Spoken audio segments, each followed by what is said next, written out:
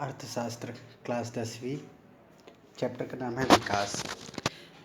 Economics में विकास एक महत्वपूर्ण अवधारणा रही है सदा से ही, जिसके बारे में हर विद्यार्थी को, सभी छात्रों को समझना चाहिए। विकास के कुछ मापदंड होते हैं, आइए मैं आपको समझाता हूँ। आपके पास स्क्रीन पे दिख रहा होगा मापदंड के बारे में, ठीक है। आइए समझते हैं इसके मापदंड में क्या क्या है। अगर मापदंड की बात करें, हम विकास के मापदंड की बात करें तो 3 चीज़ों से पता चलता है। पहला है मानवीय विकास सूचकांक की रिपोर्ट, दूसरा है मानव विकास सूचकांक की तुलना और तीसरा है राज्यों की तुलना। पहले बात करते हैं मानवीय विकास सूचकांक की रिपोर्ट के बारे में। इसमें 3 चीज़ों के ऊपर में गौर किया जाता है। पहला है शिक्षा के आंकड़े, दूसरा लोगों का स्वास्थ्य, तीसरा प्रति व्यक्ति आय। इन सभी के बारे में समझेंगे। शिक्षा का आंकड़ा क्या है, लोगों की स्वास्थ्य क्या है, प्रति व्यक्ति आय क्या होती है।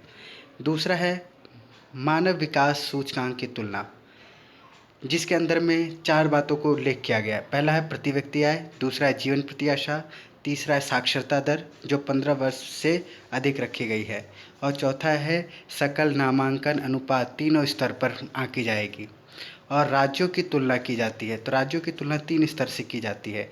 पहला शिशु मृत्यु दर, दूसरा साक्षरता दर और तीसरा उपस्थित अनुपात। इसमें से कुछ चीज़ें ज़रूरी है, मैं आपको बता देता हूँ कौन कौन सी चीज़ें आवश्यक है।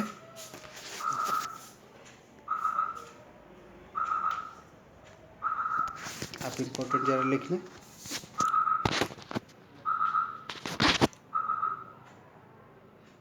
मापदंड के ऊपर में आय वाला, दूसरा जीवन की प्रत्याशा वाला, ये सभी चीज़ें जो हैं वो आवश्यक है।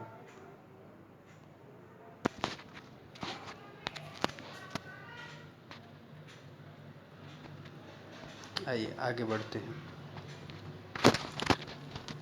अब बात करते हैं हम विश्व बैंक के अनुसार देशों का वर्गीकरण। विश्व बैंकों के अनुसार देशों का वर्गीकरण किस प्रकार से किया गया है, तो इसके 3 स्तर पर किए गए। सबसे पहले है उच्च आय वर्ग वाले देश, जिसमें प्रति व्यक्ति आय लगभग 12,736 रुपये प्रति डॉलर प्रति वर्ष रखा गया है। वहीं है विकसित अर्थव्यवस्थाएं, जैसे मध्य पूर्व के देश जो 1570 डॉलर प्रति वर्ष खर्च करते हैं। वहीं निम्न आय वर्ग वाले देश जो 1045 डॉलर या उससे कम की खर्च करते हैं। आइए कुछ शब्दों के ऊपर में गौर करते हैं, क्या क्या चीज़ें हैं वो। सबसे पहला है शिशु मृत्यु दर। शिशु मृत्यु दर से अभिप्राय है कि किसी वर्ष में पैदा हुए 1000 जीवित बच्चों में से 1 वर्ष की आयु से पूर्व मरने वाले शिशुओं का अनुपात। यानी जितने पैदा हुए हैं, अगर 1 वर्ष के अंदर में जो भी शिशु मर जाते हैं, प्रति 1000 पे उनका आंकलन किया जाता है, जिसको शिशु मृत्यु दर कहते हैं। उसके बाद है साक्षरता दर। साक्षरता दर 7 वर्ष या उससे अधिक वर्ष की आयु के लोगों को साक्षर जनसंख्या का अनुपात को साक्षरता दर कहा जाता है, यानी कि देश के अंदर में साक्षर कितने हैं। इसके बाद बात करें हम तो वो है निबल उपस्थिति अनुपात।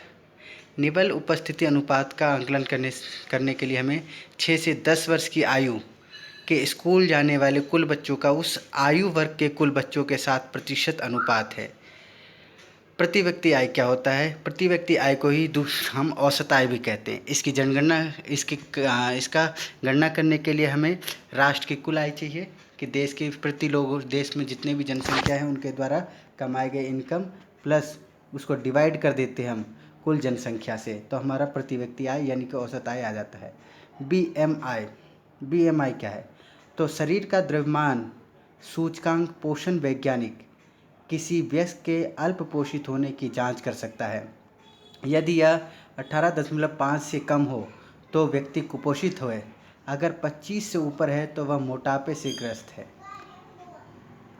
अगला बात करते हैं मानव विकास सूचकांक की गणना में भारत का 136वां स्थान प्राप्त हुआ है। कुछ चीज़ें याद रखने वाली बातें हैं, आइए वो क्या क्या है। सबसे पहली बात करते हैं अर्थव्यवस्था, परिभाषा समझिए। अर्थव्यवस्था क्या है, एक ढांचा जिसके अंतर्गत लोगों की आर्थिक क्रियाओं का अध्ययन किया जाता है। अर्थव्यवस्था क्या है, एक ढांचा जिसके अंतर्गत लोगों की आर्थिक क्रियाओं का अध्ययन किया जाता है, उसको अर्थव्यवस्था कहता है।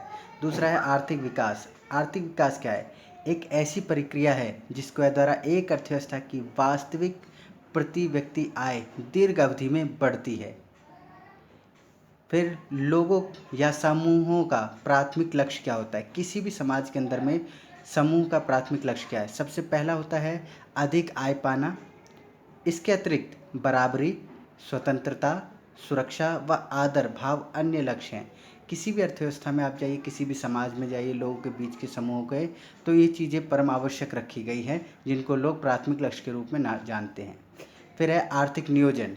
नियोजन क्या होता है? नियोजन का मतलब होता है प्लानिंग। देश के साधनों का लाभ उठाकर देश के विकास को योजनाबद्ध रूप से बढ़ाना ही आर्थिक नियोजन का लक्ष्य है।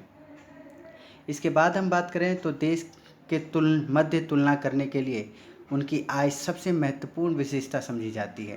यानी किसी भी देश की अगर दूसरे के साथ तुलना करनी है तो उस देश की राष्ट्र आय की तुलना की जा सकती है, यानी कि जीडीपी की। देश के मध्य विकास को नापने के लिए औसत आय के साथ सार्वजनिक सुविधाओं की उपलब्धता, सार्वजनिक सुविधाओं से तात्पर्य है वहाँ की स्वास्थ्य सेवाएं, वहाँ के जन्म दर, मृत्यु दर, जीवन प्रत्याशा, प्रदूषण मुक्त वातावरण, इन आदि मानकों का प्रयोग किया जाता है।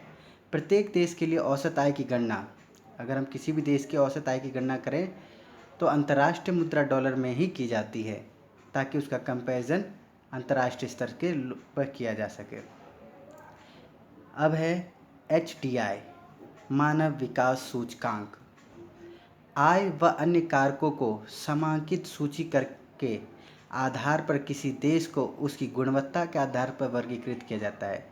यह विभिन्न देशों में विकास के स्तर का मूल्यांकन करने का मापदंड है। इसमें देशों की तुलना लोगों के शैक्षिक स्तर, स्वास्थ्य स्थिति और प्रति व्यक्ति आय के आधार पर होती है।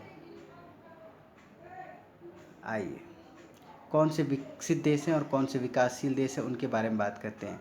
पहले परिभाषा समझते हैं विकसित देशों की और विकासशील देशों की। वह देश जिसकी औद्योगिकरण की गति व प्रति व्यक्ति आय अधिक हो वह विकसित कहलाती है।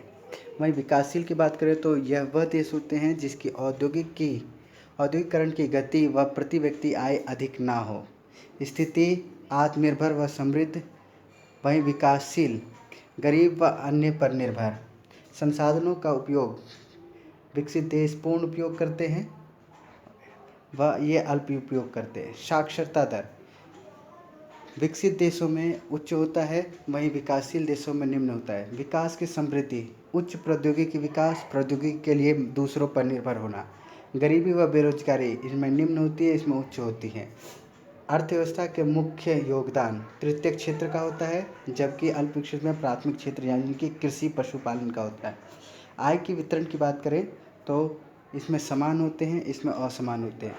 मानव विकास सूचकांक की बात करें तो विकसित देशों में उच्च होती है और इसमें निम्न।